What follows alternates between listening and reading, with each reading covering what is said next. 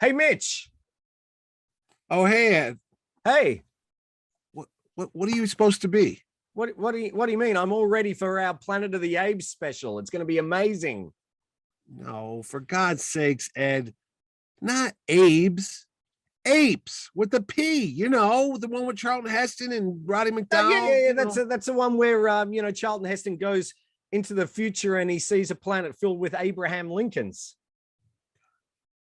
No, Ed. No, you're confusing them. That Abraham Lincoln thing, that was with the Marky Mark movie. This is the original. We're going to talk about Planet of the Apes, the TV show, the movies, not Planet of the Apes. They're all apes. That sounds stupid. But I guess it explains why you're wearing a monkey mask. I'm not wearing a mask. Let's just start the show.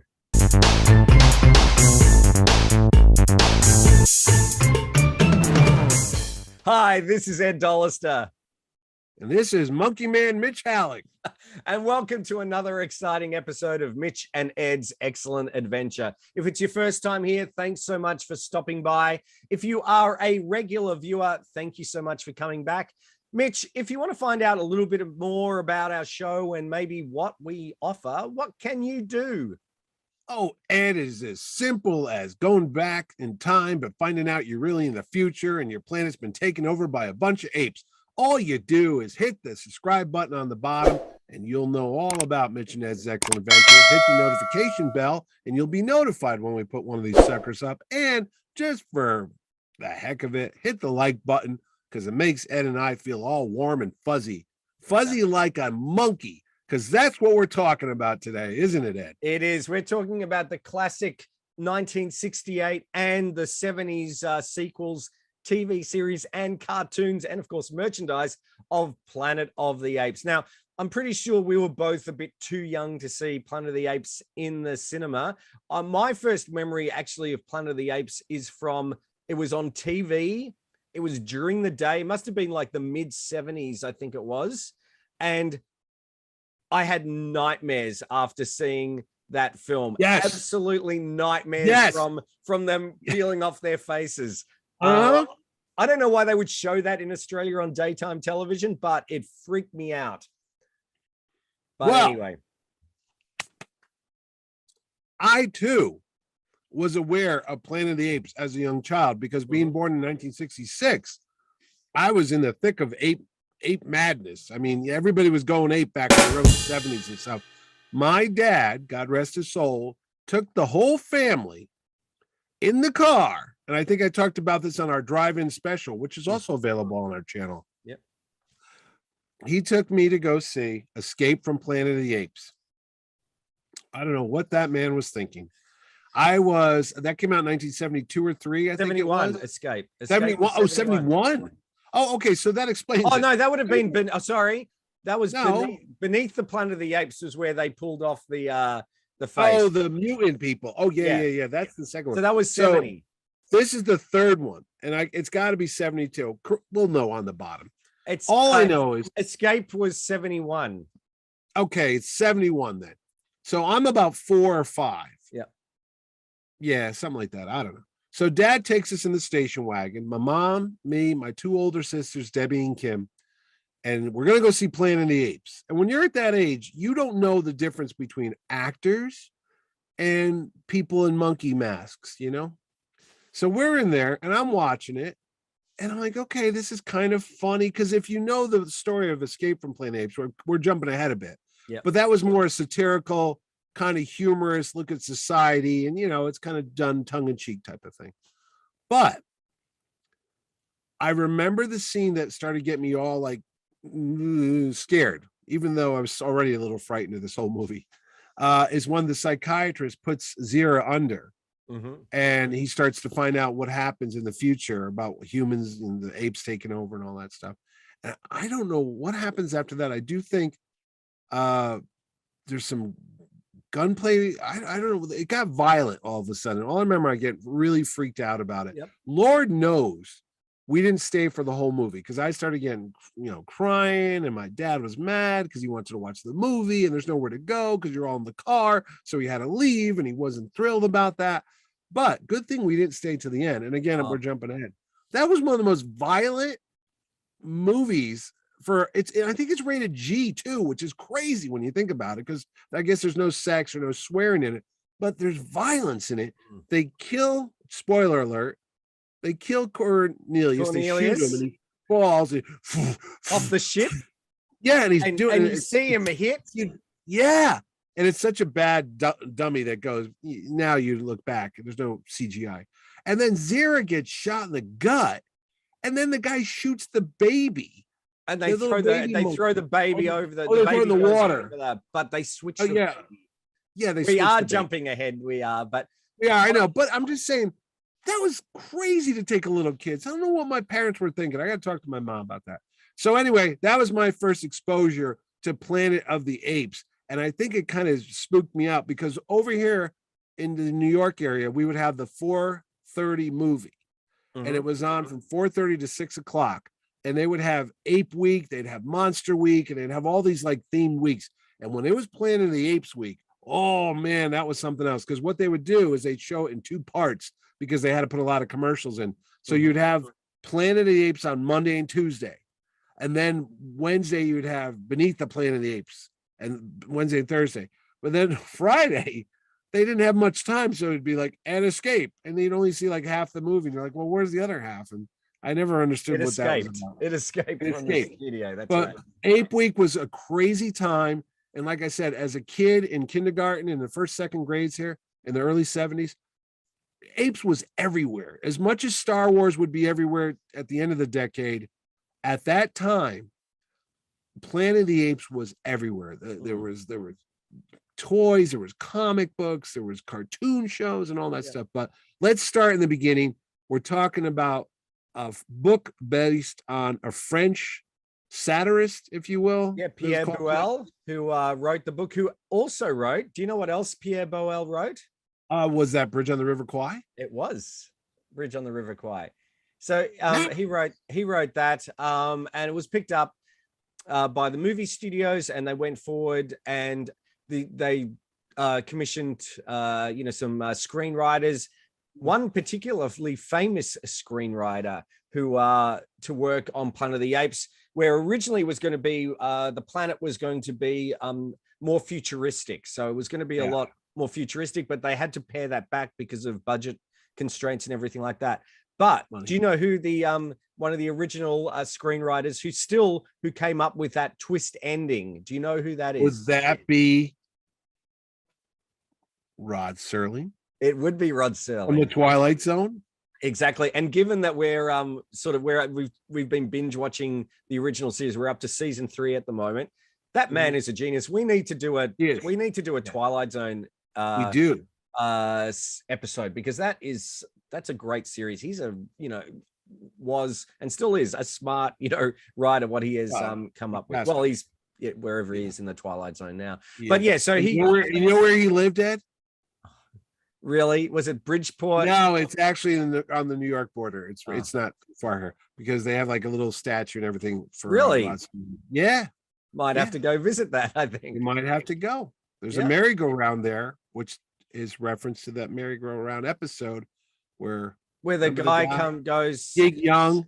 Yeah, and he goes anyway. That's a whole different. Yeah, that's he falls, breaks his arm. Yeah. Is it anyway? Sure. Is it anywhere near your statue, Mitch? Or is that is yours more in Connecticut? Which statue would that be, Ed? You do have multiple statues of you. I thought, anyway, all right, let's keep going. The P.T. Barnum statue? Oh, no, I thought there's a statue of you, King of the Nerds. Somewhere. Oh, well, there's that. It's made out of butter. It melted. But anyway, no, you're right in correcting that the Planet of the Apes, the budget was going to be crazy on this thing. And the other thing too is the effects, because you want to make it look believable. And when most of the cast is apes, it's kind of hard to do. And if you watch, there's some screen tests on YouTube, and there's making ofs on a lot of the DVD and Blu-ray sets. There was a creepy makeup effect going on for a while, because you had and originally, let's just talk about this, Edward G. Robinson was going to be against Charlton Heston. Now they worked together in Soylent Green and not Omega Man, but anyway, they work together. But there's some tests. They look more human-like.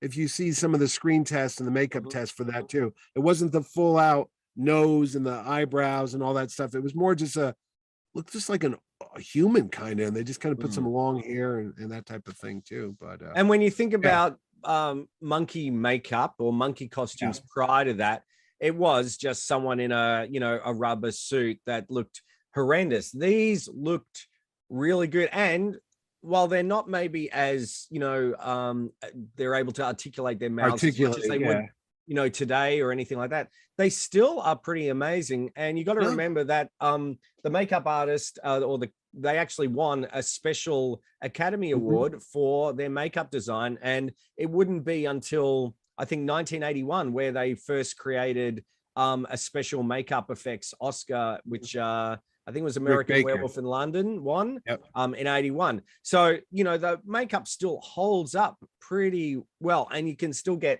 the actor's expression and more importantly, to see their eyes, I think, which is really. No, and the other thing too, the fellow's name, I'm going to say, correct me, it might be Chamberlain. I'll put it up down below if it's wrong. Yeah, but if you go to watch the movie Argo, the CIA actually had this fellow working for them because he was so good at makeup effects and disguises and such. They actually used him on some covert operations later on. The whole trying to get some hostages out of Iran years later in the late 70s and stuff. It's a whole movie. Ben Affleck did it.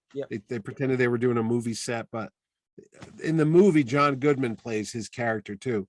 But I was gonna say I thought it was Stuart Freeborn, because you got to remember they had the 2001 Stanley Kubrick going on too in the late 60s, and Stuart Freeborn, who went on to do all the Star Wars effects, like Yoda and such too.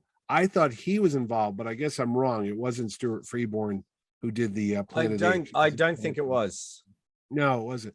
But if you watch Planet of the Apes and you like 2001, the opening sequence where they have the Dawn of Man, there is some kind of similarities, but those are more ape-like, where the characters in Planet of the Apes were, honestly, they were much more human, really. I mean, they don't walk around and, drag their knuckles like I do on a typical day. They were in, little smocks and suits and little, I don't know. Yeah, they hinted towards their, simian sort of ancestry, I think, but they also won for the movie. Again, we're all over the shop today, but I know it's a lot of movies. There is. You spoke about their costumes. They were nominated for best costume design, and Jerry Goldsmith was nominated for best score. Oh, that score! Oh my God! When I was a kid, and they would teach music appreciation in high school, they would use that soundtrack to teach us. I mean, it's that soundtrack is scary, because I remember as a kid when they're doing that human hunt and they have all the humans out in the high grass and the apes, gorillas are coming with the sticks and they're capturing them in the net. You hear root, root, and you hear the horns blowing, and it's just, you want to run and hide. I mean, honestly, that is just as impactful as like the Jaws music, what John Williams would be in Star Wars and all that stuff. But the Planet of the Apes music is up there with Psycho's score. It's scary.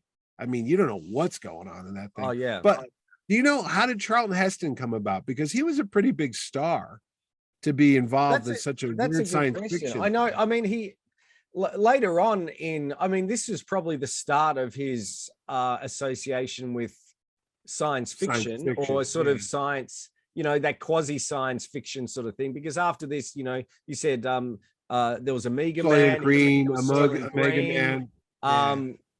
So yeah, I'm not too sure how they got him. I know they were looking at there was a few actors that they were looking at, but I suppose it's like having Marlon Brando in Superman. You want something to add a bit of gravitas and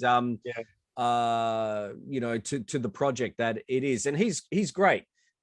He takes.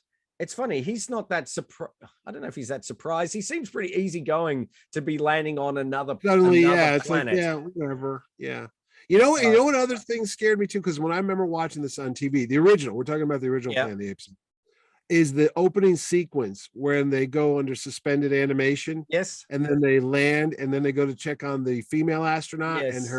her whatever you want, her capsule got smacked. Yes. And she aged, and there's a skeleton in it, and you hear that screechy music when the close up of the dead body in there. It's like oh, there's a lot of those like pop-up scares, and then they filmed this over in the Lake Tahoe area where the big where the ship crash lands and it sinks to the bottom of that. That's out there. It's beautiful land, beautiful country out there in the Grand Canyon, Arizona, Nevada area, such like that. But I don't know if that budget did much because it was all just natural.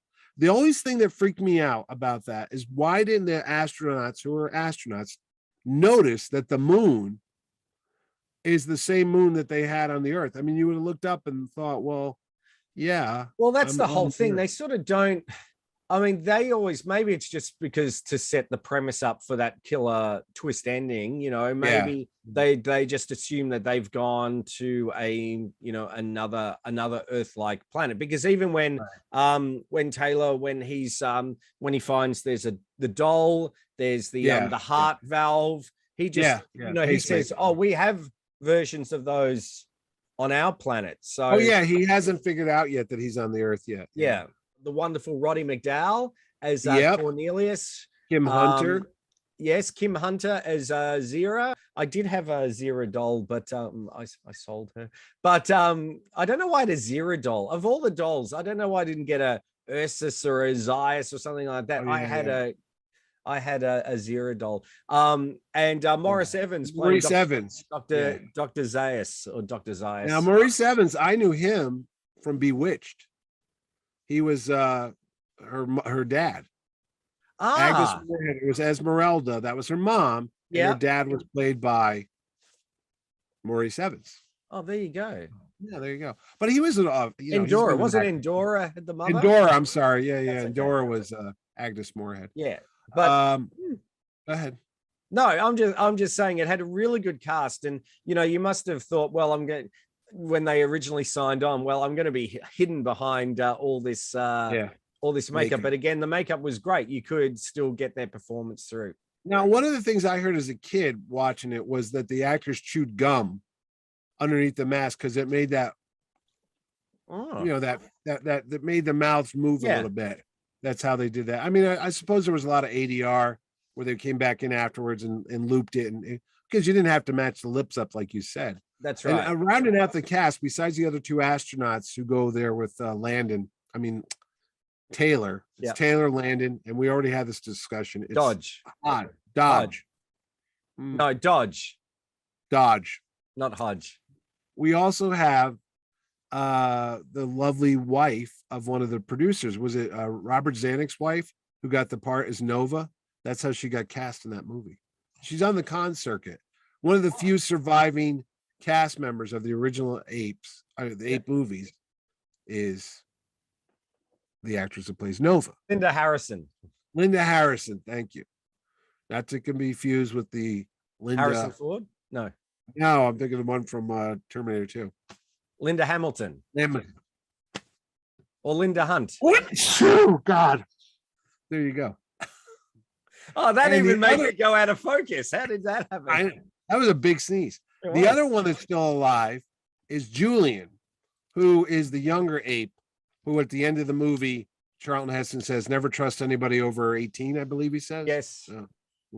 He's still alive. Oh, Julian. Well, you might get those for a future convention. You never know. I've seen them at conventions. I've gone and seen them. So anyway, we know the movie. It happens. The ending, it's not the ending that's in the book. The ending that's in the book is the apes, take off spacesuits or something. I can't. I read it years ago. So because in the book, basically, it's the story they're telling the story of this society and everything like that. And the reveal is that the two astronauts that you've been, the husband and wife that you've been reading about, are actually apes.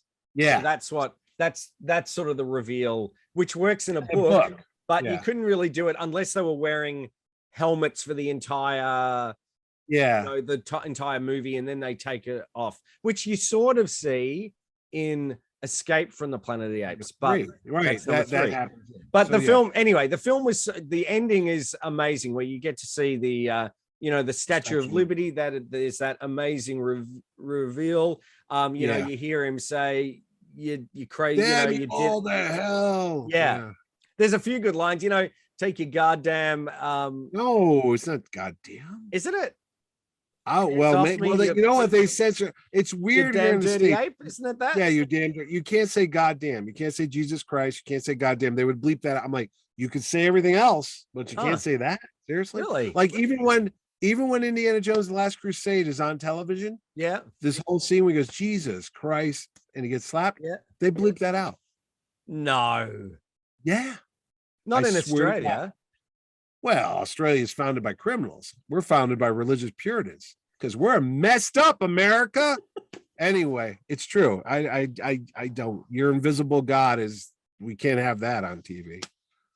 Anyway. Well, there you go. Anyway, that ending is amazing. Anyway, yes. So when I was a kid, they would bleep that out. You would never hear that. And every time you watched it, at the end of it, he goes, it would be, God, what is it? Oh, does he say, God damn it? God damn it. Damn you all to hell. What I would hear is, I'm home. When he sees it, you don't see what he's looking at yet. He gets off the horse and it's off camera and he's like, and he does the Charlton Heston thing with the grimace and he's like, I'm home. And then he goes, damn you. And he starts pounding the sand with his fist. And he goes, you blew it up, you maniacs. You blew it up. And he goes, God damn you all to hell. Here, you would never hear God damn. It would always be damn you all to hell. Maybe they'd let the damn come on TV. I swear. I mean, it took years for it to actually get to hear the whole dialogue. So what are you going to do? It's okay to shoot people. I know. It's okay to give them a lobotomy. It's okay to, shoot little baby monkeys and throw them in the river at the number 3, but don't you dare swear. Yeah. So there was a sequel. There was a sequel that came out after Planet of the Apes was a big success. It was critically well, maybe not acclaimed. It was acclaimed. Okay, it was acclaimed, and so they moved forward on a sequel. So that was Beneath the Planet of the Apes. The one that scarred me, where you found out that there were basically a bunch of human survivors. Mutants, and they were worshiping the atomic bomb, the Alpha Omega bomb. So in the end, what essentially happens, they get revealed because they look normal, and then they reveal themselves to be all scarred. And that, oh my God, I think in my memory it's worse than it actually was. You know where they got that effect from? That effect is from like the Grey's Anatomy type of books, where they, Grey's Anatomy, it's a book for surgeons and doctors, but when you're an artist, you use it as well because it tells you all the musculature underneath. So when you go to draw, but there's whole pages where it's just like they pull the skin off and they show you all the layers of muscles and how it all looks. And then when they were doing the effects, the guy said, hey, do that. That's creepy enough. Just like take the skin off and show you what your muscles look like underneath all this fat. But besides that, they couldn't get Charlton Heston back, and they told him, what can we do to make you come back? He says, you got to kill Taylor. Yep. I'll come back if I get a death scene. Because unlike today, where they do a sequel every 5 minutes around here, back then, sequels were not looked upon favorably. No. And 2, he was, like I said, he was a big star, and he's like, I don't want to come back to do this. Because, sequels, it made it look like you were a little hard up, So they got James Franciscus, who looks like Charlton Heston. He does. That always confused me as a kid. I thought they were the same person. Yeah, and he was gone. And it's also a weird story that not only did he go on the same time loop trajectory as Taylor did, but he ends up crash landing in the same area. He finds Nova.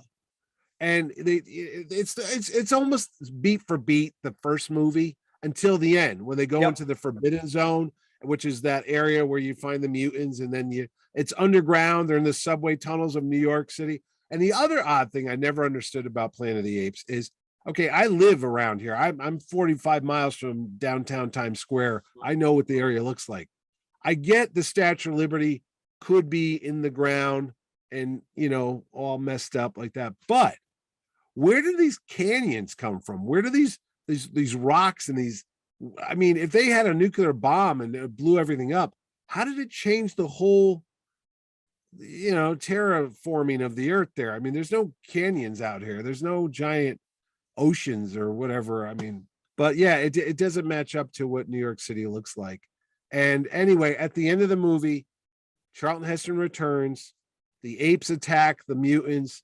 The Alpha Omega bomb is the bomb that's going to blow up the whole world. They throw ropes around it. Again, another violent movie because they machine gun James Franciscus, and that was always gross too. He just slides down the wall, and this big blood smear, is there. And then it was that 1970s bright red blood that they used to always in those movies. It was like, God, where did that come from? And then the best is, it's James Gregory who plays, is it Aldo?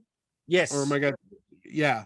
And he's the one who's like, the only good human is a dead human. And he's the guy from Barney Miller. He would play Inspector Luger when I was a kid. He was a staple on the Barney Miller show. But he's very distinctive. You hear his voice. He's also in some old Twilight Zones and an episode of MASH too. But he's the one that they lead the attack on the mutants. And then Taylor gets machine gun. Yes. And he reaches up and, you know, he launches the bomb. And talk about another depressing thing as a kid. You get, is it Paul Frees, the guy that's the narrator? He did all those like Disney cartoons. He's like in a remote part of the Milky Way galaxy, in a non-discrete yellow star. There's a third planet, and it is now dead. Good night, everybody. I mean, I saw that as a kid. And because what happens is the nuclear bomb goes off and somehow it blows up the earth. We don't know what exactly happens.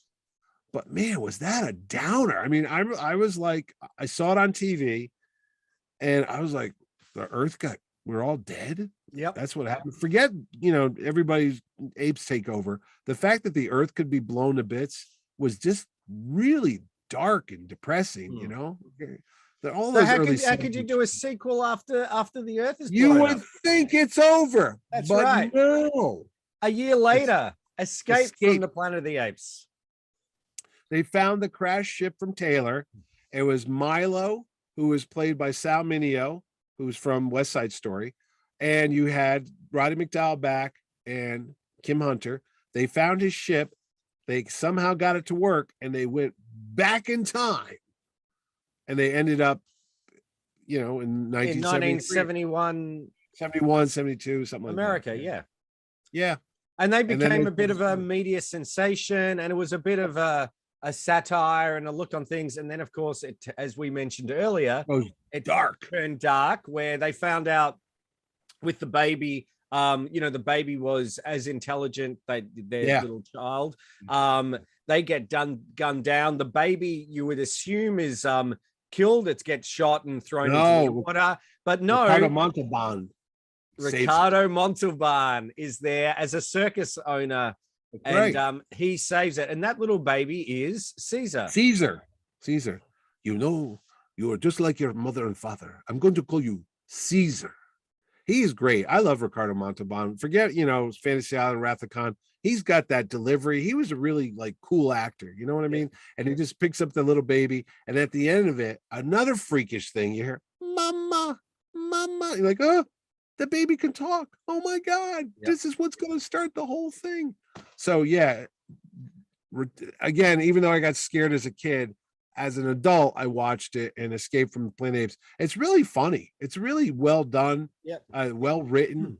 The acting's great. Kim Hunter. We forgot to mention, not many people knows that Roddy McDowall does not play Cornelius in the second movie. No, he doesn't. I don't know why he didn't come back. Do you know why? No, he was busy doing another movie and they couldn't get him. So they hired another British actor. I never knew it as a kid. It wasn't until years later as an adult. I go, wait, that was, because you can't tell with the masks on. But I'm like, oh, wait, that's not Roddy McDowall's voice. It's close, but it's not. But anyway. It's like, you know, it's like when they do C-3PO with someone other than Anthony Daniels. You just know. You did, or when Peter Mayhew wasn't in Chewbacca, you could just tell the way he was like, that's not him. Yeah. So then number 3 is actually really a big hit, Escape from Planet of the Yep. Apes. Conquest of the Planet of the Apes is a year. I was going to It's amazing say, they do them each year, you know, like oh yeah, Conquest of the Planet of the Apes. You got to remember, like James Bond movies were coming out like every 2 years, but there was that Roger Moore. I think there was one, Live and Let Die, and that the was other 71, I think, and then the Golden Gun. They came out within a year or so. They were really close together. Yeah. So there was a lot of sequels going on, and the Conquest. Again, I saw this one on TV. I did not see this in the theaters. This movie it's got a lot of things going on here. You know what I mean? It works on a lot of levels. It has basically the apes are servants to the humans. They have them as cooks and maids and butlers, and they're doing all this service because work. There's this spaceborne disease that ends up kills all the cats and dogs. Yeah. So no one has that pets. bummed me out. Yeah, that bummed me out as a kid. It's like, oh no, the dogs and cats died. When the astronauts came back from the moon, they had some type of disease or whatever. Lunar rabies. Yeah, rabies. Space rabies. Space rabies, space herpes. So the only one who could talk, though, now here's where it gets weird, is still Caesar. But what they do is they're starting to question Ricardo Montalban about where, because the government wants to know what happened to that baby. They never really expected or suspected that was the baby that they got killed. They kind of knew that something happened to him. So instead of revealing where the baby Caesar is, he jumps out the window and kills himself. Yeah. It's like, well, okay, there's that, So he's dead. And then they start looking for Caesar. Now, he could talk, but then he starts getting like become this military leader or something like that, And at the end of the movie, again, this terrified me. There's a rebellion. All the apes just go ape. And there's a scene where they show like the ones in the kitchen grabbing like meat cleavers and knives. And I'm like, holy crap.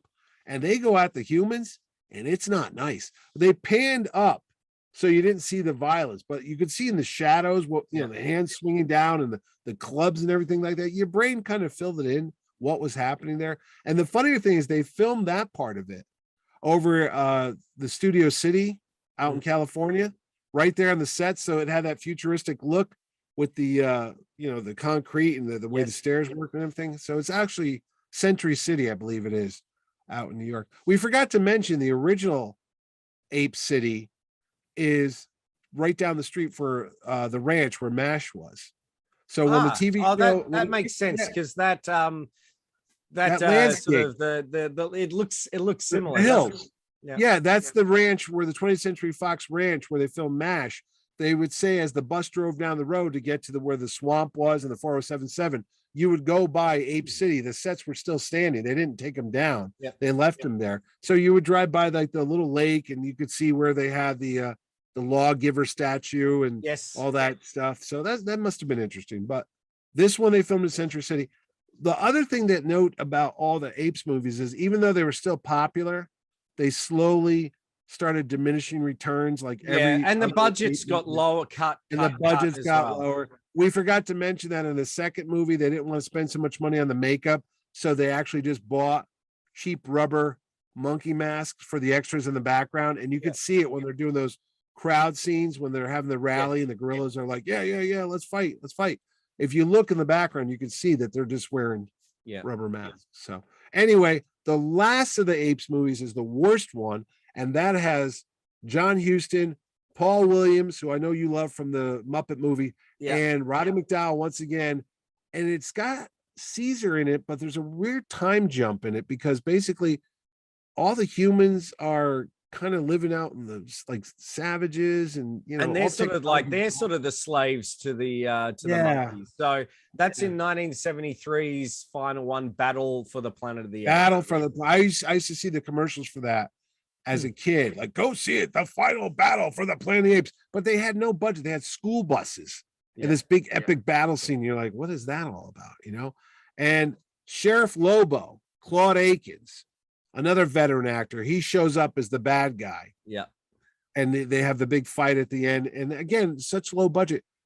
his character, it's not Aldo, but it's I can't think of his name. Not Ursa's not in it anymore. No. He kills Caesar's son. He falls out of a tree and he dies or whatever like that, but he causes the kid to, and then they get the whole big ape shall not kill ape, ape kill ape. And they start doing this chant. And the fight takes place in the trees between the two characters, and one of them falls and dies, and it's just lame.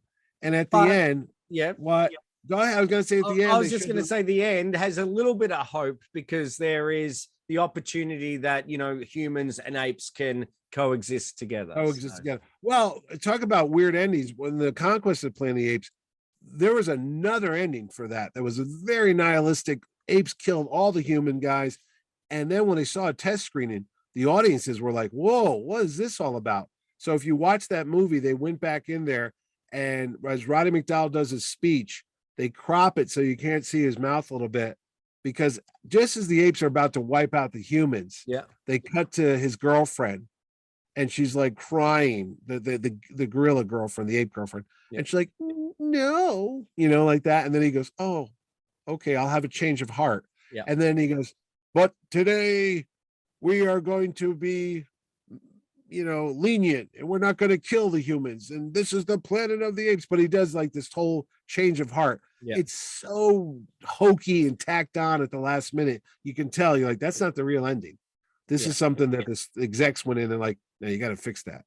And then this one here, this movie ended, and then you know what was on next? A TV show. That's right. They kept milking those apes for Ron Harper.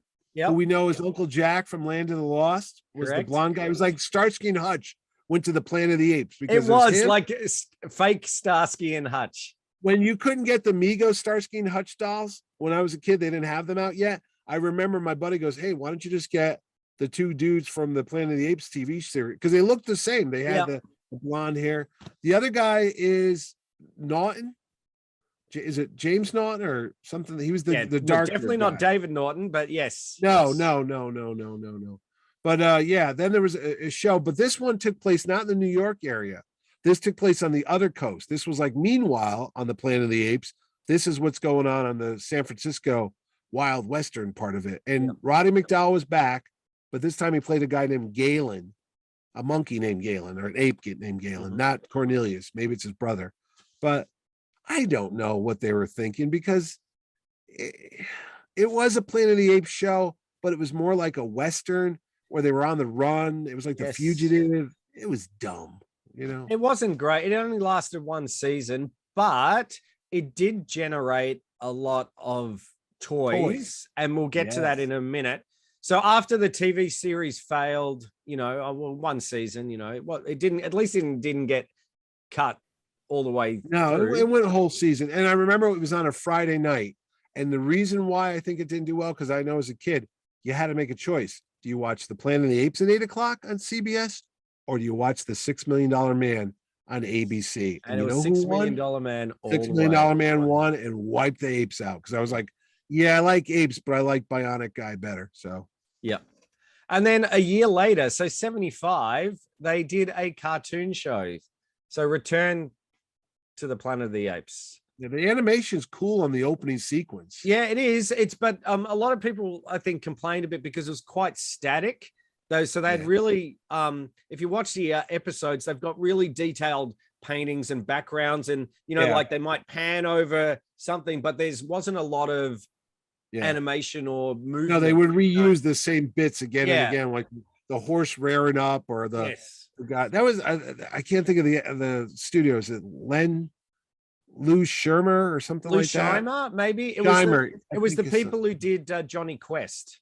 Yeah, it was very stiff. They didn't spend money on that show. Yeah, and so that you know, that sort of came and went, and you know, you can get all of these on DVD. You can watch it. But the TV series, really, I mean, there was some toys related to the movies, those earlier movies, and there was a lot of like rack toys where you could get like a parachuting ape from Planet of the Apes and things like that. But Mego, that fantastic 70s and early 80s licensee, brought out toys based on the TV show and the movies as well. And the one that I've got here next to Chester, who's just he's actually a puppet but not related, is one of the Mego figures. So you can see see those. They were really quite detailed. Did you know these moccasins here what I think that Hutch is wearing as well? Oh, they made Mego is famous for reusing body parts and stuff. They were a cool company, but they were a cheap company. A little known fact there, they used that doll's body for the Falcon Marvel character. Oh yeah. Because you could tell, because some of them you could actually see there's like molded on the hands. Yeah. So they came out with a lot of the. We're not spending money. Just reuse the bodies we already made. Well, why not? Why not? Especially if they're covered with costumes, you know, it doesn't really matter. Yeah, but I know. They made the figures, they made like the play sets. Oh, Ape City was an awesome play set. It was like 2 levels and stuff. And the commercials, there was great Mego commercials. I remember the Planet of the Apes commercials because they had Star Trek at the time, the world's greatest superheroes. But the Planet of the Apes commercials were crazy. You know, they had the music and you know, they were great. The toys were fantastic, and they you know, you can still get them today, where they are making newer versions of the Planet of the Apes classic series, including Charlton Heston and things like that. But they also they had lots of they had books. I was gonna say they have coloring books. There's a coloring book right there. Now that's an odd one, because that's from Escape from the Planet of the Apes with the little baby. Well, not only that too, but if you look at it, it looks like Mary and Jesus and doesn't it? Joseph. It's like, wow, somebody was really Catholic there. Look at that. But that's a coloring book, and it's such a good, warm-hearted coloring book that yes, kids, you could color what happens to the Earth at the end. So there you go. It tells the whole story of the Planet of the Apes. But there was books on record. Remember that? You'd get those like little 45s and you'd listen to the thing, and they were adaptations of the Marvel comic. Here's one of them. This is the British version, where they would have half of it the Marvel superheroes and the other half Planet of the Apes. Though it's funny looking at that. It says on the cover, I thought that says Jason Alexander returns. Have a look. Jason and Alexander. Oh, okay. I was going to say, wow. Wow, he got around. But no, there was a black and white Planet of the Apes magazine that Marvel Comics put out. It had beautiful covers. I mean, it lasted like 20-something issues. They're not easy to come by now, but boy, oh boy, they took their time. And this one was new adventures of Taylor and the whole gang there, Nova going on down there. But there was toys, there was records, there was t-shirts. There was a board game that they I'm brought sure out. there was. There had to be a lunchbox. There was, and Voz, I'll show it right now. So there was a lunchbox and thermos as well that came out. So there was lots of trading cards. I do remember the trading cards for the. I remember the trading cards. They had ones for the earlier movies, and then they had one for the TV show as well. I'm pretty sure I remember. I'm thinking maybe my memory's foggy, but I thought there was a Viewmaster as well for the TV series. The TV show, yeah. And now you can get, like, there's plenty of modern Planet of the Apes. As I said, Mego. I was going to say Mego. Yeah, Mego just came out, and then they had a special. Like, Mego's weird. They have them come out. You can get them in Target and Walmart and some specialty comic book shops. But then they do the special Mego collectors that you have to buy them online, or you have to get them at like a convention. They came out with the Mutants and Taylor, but those were like one-off, you know, exclusive. Those go for big money. And then Hot Toys put out replicas of the original Planet of the Apes characters too, with Taylor and Cornelius and Dr. Zaius and stuff. Those are really well done. Those go for a couple $100 too. And if that wasn't enough, I'm gonna say I don't know if there was ever a Planet of the Apes video game. Not for the original ones, because there was really no video game. I think there was one for the Tim Burton remake. I was going to say, when they did the Tim Burton movie, which is a horrible movie. I'll just tell you this now: the Tim Burton, they have great makeup effects, great actors are. Charlton Heston returned. Charlton Heston is in it. Yeah, and Marky Wahlberg's in it. Marky Mark. Awful. And he's not a good actor. What was the big fella's name? Michael Duncan Clark. Yeah. Oh yes. He's one of the things. bow your heads to Zemo or whatever the big thing was. It's just a bad movie. It just falls apart. I honestly going to put it all on Marky Mark. He's just not a good actor, and he kills that movie. Maybe if there was a different actor in that role, it would have been okay. Yeah, but he's not selling it. And at the end, they have a twist ending too, where he comes back to the earth, and just like you thought it was Planet of the Apes, it might have been, because the Abraham Lincoln statue in Washington, D.C. yes, is a giant ape sitting there, not Abraham Lincoln. And then they did, is it Matt Reeves? Yes, who did? He didn't do the first. I think he certainly did the second two, where they did the sort of like a prequel to the Planet of the Apes. Well, the first one with Lithgow and James Franco is actually really, really good, and it shows like what probably happened, and they show how the apes began to get smart and they began to talk, and there's little Easter eggs referring to the original Planet of the Apes in there, because in the background you'll see on the newspaper headlines, that's the spaceship that Taylor's on. Yeah, that goes up. It's like, oh, spaceship lost in space, or NASA reports ship lost. That's that ship. And at the end, they show how the virus spread that slowly wipes out a lot of the human, I think 98% of the human population. And it's just like a, and it coughs, and a pilot has it, and it just shows how it spreads. Geez, I wonder how that virus spreading around the world stuff works. That's right. And then they had the second one, and then the third one, again, very disappointing, called Battle for the Planet of the Apes, I think it was called, or The Dawn of the Planet of the Apes with Woody Harrelson.